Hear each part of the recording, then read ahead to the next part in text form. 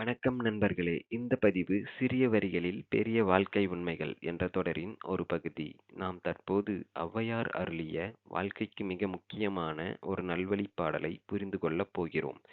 நல்வழிப் பாடல் 38.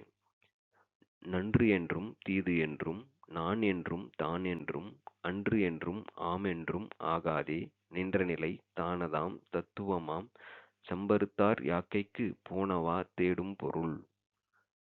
விளக்கம்: நல்லது தீயது, நான் அவன், இல்லை ஆம் என்ற பேதங்களைக் கடப்பதுதான் வாழ்க்கையின் உண்மைப் பொருளாகும்.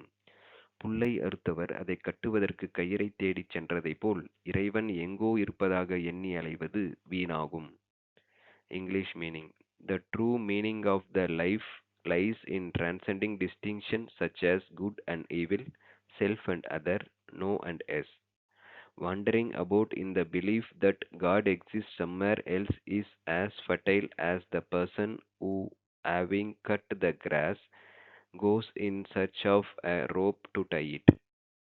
மீண்டும் ஒரு நல்ல பதிவில் சந்திப்போம். நன்றி. வாழ்க தமிழ், வளர்க மனிதநேயம்.